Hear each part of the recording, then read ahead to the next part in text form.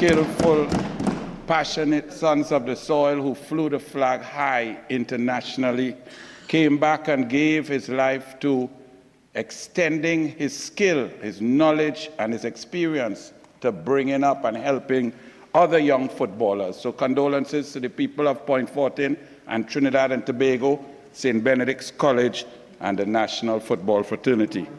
I want to also commend the pilot who managed to land a plane with one engine without fuel. Because Trinidad and Tobago has a great safety track record, and a lot of citizens were on that plane. And regardless of what the investigation will come, it took a level head, skilled to bring our people home and down safely, and he must be commended.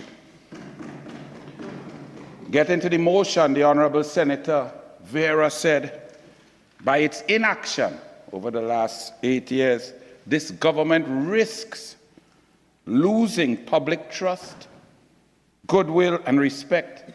Honorable Senator, this government has lost that a long time. People just waiting for this. Long time ago. So I wish them all the best. The Honorable Senator said he wanted to debate and get this issue moving because parliamentary autonomy is critical to democracy, and he did not want theatrics and dramatics over substance. That is the DNA of this version of the PNM. Dramatics, theatrics, no legislative agenda, moving and calling Senate went to rush 10 bills and make us all read 53 different documents to come because some international body is going to blacklist us. They have moved this way for 9 years. They will not change. We must change them by giving them a rest. Yeah. Correct. Yes, sir. The draft bill was done since 2018 by this government.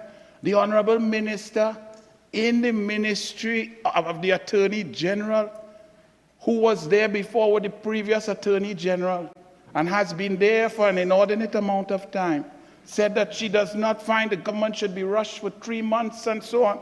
Okay, 3 months, maybe 6 months, maybe 9 months, but 7 years, I think that's a bit too long. Yeah. But maybe a public servant misplaced the document and the draft bill and so on. My honorable colleague, Senator Mark, I don't know if it is the Christmas spirit or the sweet soca music that is emanating from our calypsonians and our soca artists.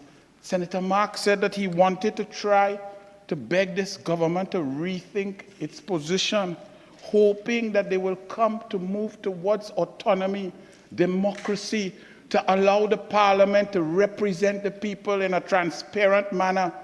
I don't know what is wrong with my honorable Senator Wade Mark today. That will never happen, as they say in Trinidad and Tobago. That and God face you will never see. This version of the PNM is the worst, most undemocratic, tyrannical, oppressive, dictatorial government in history. Right. Their track record is one of, as you think for yourself, they will bring down the weight of the executive upon you. They will deal with you in any manner, whether with privilege in this parliament or without. Just ask the Honorable Auditor General why didn't he know? Before we heard that the Auditor General was doing her work, well, I learned that it was a lady, because the PNM came here. They were down in the other place, and they were attacking this Auditor General who was simply carrying out her constitutional function to the letter of the law with her professional capacity. And I had to hear parliamentarians and ministers, executive power, people with power coming down on this lady, attacking and sending pre-action protocol letters, and they come here to talk about democracy. Well, let me read, because they also make the argument. And I and Senator Vera will see, and we will disagree and debate. Because I believe that in the Caribbean, in Trinidad and Tobago, we are great enough to chart our own future. We are intelligent enough, we are brilliant enough to succeed in any sphere across the globe. However, I guard jealously that relic of colonial past called the Privy Council, Why? Not for all cases, but for cases especially with a political tint, a political flavor, because we have seen and we have learned, and I'm not going to bore you with all the examples because the country and the media and people know about the persecution of the opposition by PNM forces and people in cocktail parties who are close together and can talk and quietly. We need, at least for cases with a political tint, to keep the Privy Council, Senator Vera, because we've heard about cases involving the United National Congress and the EMBD, where a judge sat on a case for 4 years and then realized it was her brother who brought the case. I am not making this up. This cannot be right. So I hold on to that, but I will read something from the Privy Council hot off the press. And it's so timely for this debate. Because if you sit here and you listen to the Honorable Minister in the Ministry of the Attorney General, you would believe that the PNM loves democracy, that the PNM fights for independent thought, that 9 can remain 9 versus 11 and not turn to 21-0 in just one booth. We would believe that the PNM allows freedom of speech, like Martin Luther King speaking to the masses. They would want the people to believe that all of them are free to do as they wish, when they know that this version of the PNM is the worst version of itself. In the Privy Council, where this government attacked an Auditor General for simply asking, please provide documentation for $3.2 billion, $3.6 billion, $2.7 billion, $1 billion expended. Please. Then Standing Order 46-1. This is the best example. He somehow starts to talk. So, Senator, I understand the point that you're trying to make, but you have to get to it faster. Okay. Because you're expanding weight outside of what we're dealing with today, which is parliamentary autonomy. Just get straight to the point that you want to make. Thank you, Mr. President. They just made my point in front of the camera for the whole nation to see. Because as soon as you start to make a point that they cannot take and it gets to the heart and the truth, they start to stand up and down. Yeah. Nobody stood up when they were talking. Senator, all of that is allowable under the standing orders. Any senator can raise a standing order as a contribution is being made. We have a procedure. Continue. Really don't mind. I think I can hear. I've heard standing orders more than anybody else. But I'm glad to have you there, sir. It's really good because you go down to autonomy greater than some of your predecessors. From the Privy Council today, when this government was trying to thwart the process of the Auditor General going before an independent institution to argue a case of whether or not a committee or an investigation was appointed properly. This PNM wanted to stop even that. And the Privy Council was aghast. They said, and I quote, "This is because in general the exercise of public law powers by a public body is amenable to judicial review, where the powers are exercised unlawfully, unfairly, or for an improper purpose. Natural justice is concerned with the exercise of power. This debate about the autonomy of the parliament is about thwarting the power of the executive. It has already been built in to our parliamentary democracy because the PNM wrote the first constitution, and Ellis Clark, when giving people 5 minutes to debate the first constitution at a meeting held in the Northwest, he said, we were trained to follow this constitution, so we don't need to hear any disparate opinions. This leads us here where we are 69 years of the PNM and 64 years later in our parliamentary democracy where we cannot speak, we cannot debate, we are thwarted. The government has its way and they want to have its say also. We have gone backwards. The Privy Council continued in their judgment to allow a citizen of Trinidad and Tobago to fight against executive power, to ask another independent institution, separation of powers at its best, natural justice, to hear, to rule, and to adjudicate on an issue rather than the executive investigating, appointing a committee by themselves, for themselves, to investigate themselves. The Privy Council continued Like the Court of Appeal, the board regards it as significant that the minister not only recommended the investigation, but also selected and recommended the investigation team, set the investigations team terms of reference, is responsible for remuneration of the investigation team, and has required that investigation team to report to him. Wow. That is the PNM.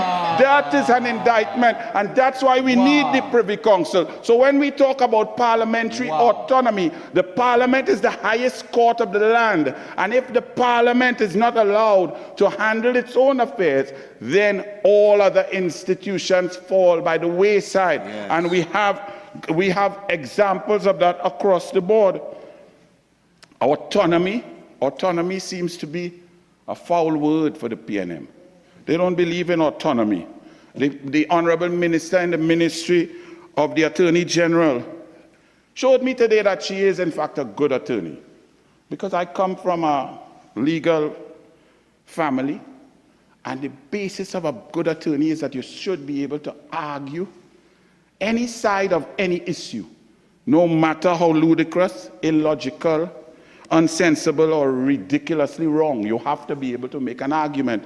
And she certainly attempted so to do, and I commend her for that. However, the case was very weak because it's not winnable. It's not possible to make an argument to the contrary, that autonomy of this parliament, which was committed to by that government, 7 years later, we are nowhere closer, and a pending election is coming. Yeah. That argument is dead from the onset, just like when they went to argue in the Privy Council, and the board didn't even need to hear their senior counsel paid for by taxpayers' money. They said, that's enough. I said, that's a world record, not only Regrello and the PAN, but the PNM has break world record.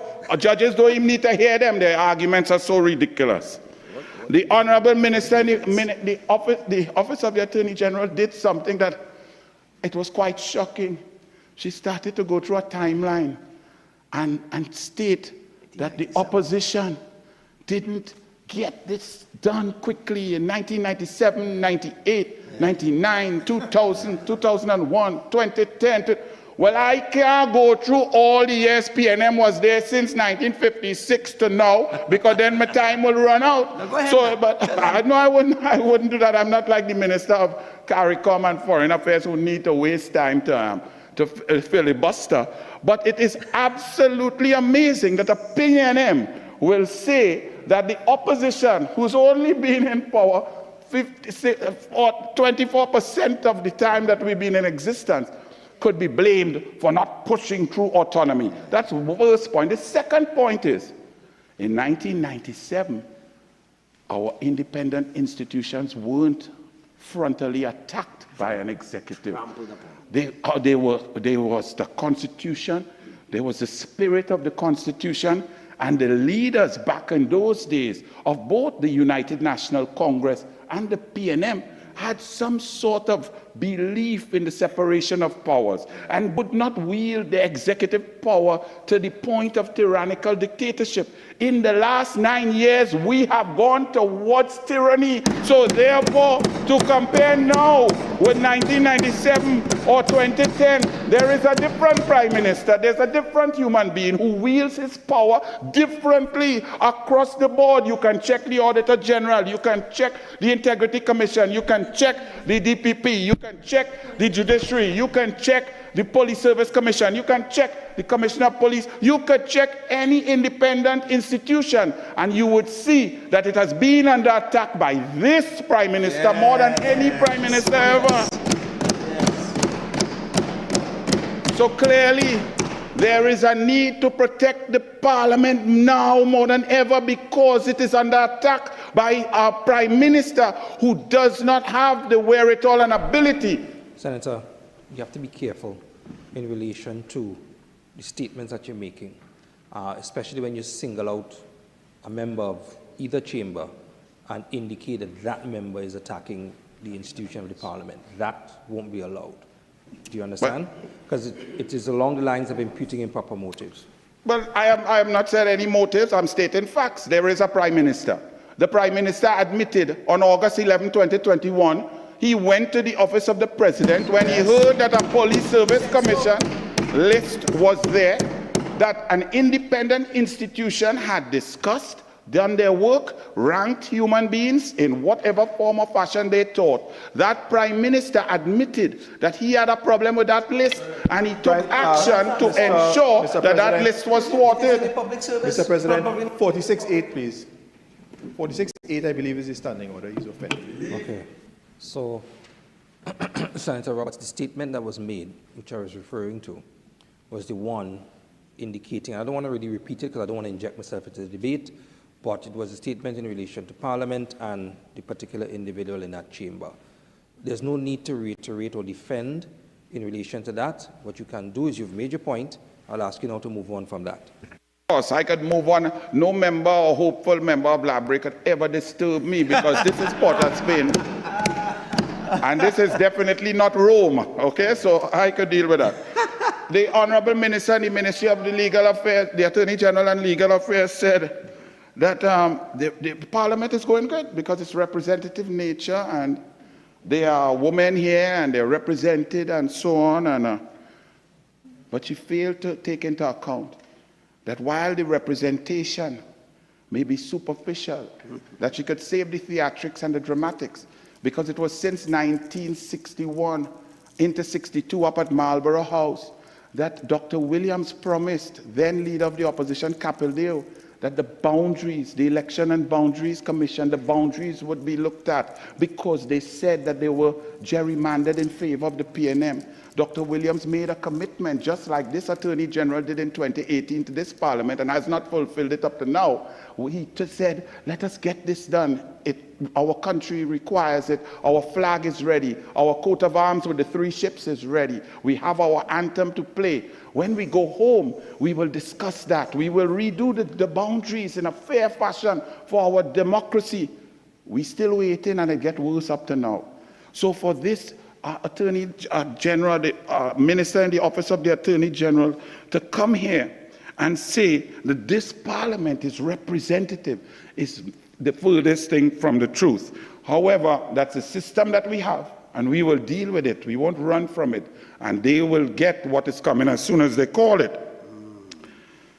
The Honorable Minister in the Office of the Attorney General said that all the UNC lawyers, every minute is a FYA, Freedom of Information Application.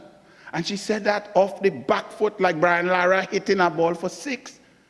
But doesn't it strike you that attorneys or the opposition representing people have to apply for Freedom of Information applications? Why do we have to do that? Because the information is not forthcoming. Correct. So it is not transparent. Right. It is not true for the people. You have to force them to give you information. Yes.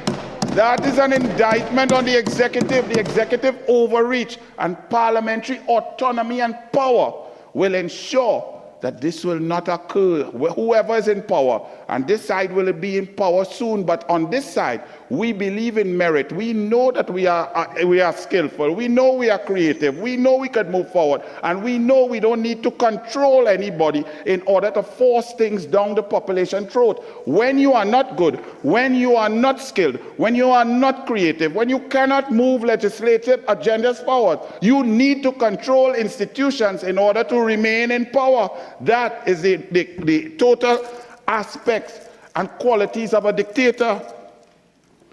The track record of the PNM, it cannot even follow its own constitution. But they come here to tell us that our parliament is good, that our parliament is free, that these rules are being followed.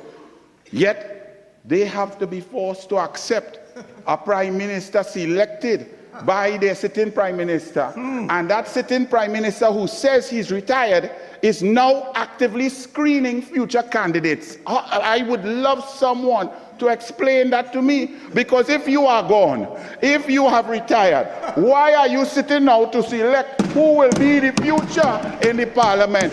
That is what they do in their constitution, and then want to come here and dictate to us and pretend.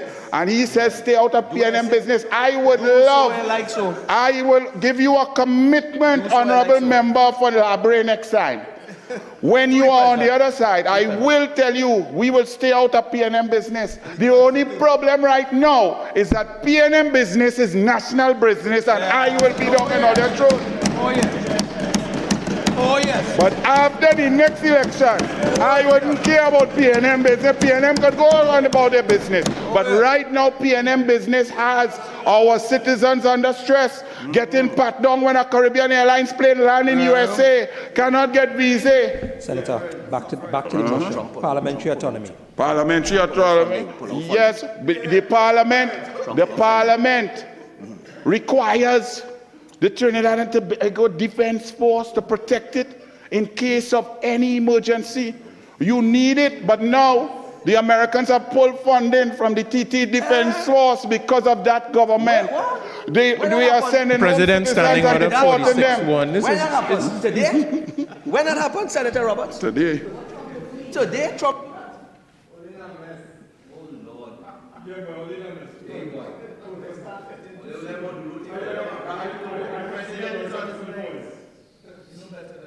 The Americans coming for you too, Avery.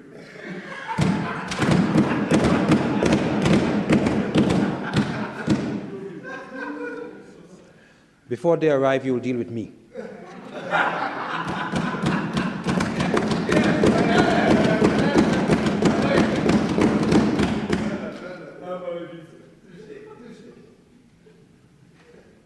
Senator Roberts, the berth is too wide. We're dealing with parliamentary autonomy. Understood? So I would like to hear more about parliamentary autonomy.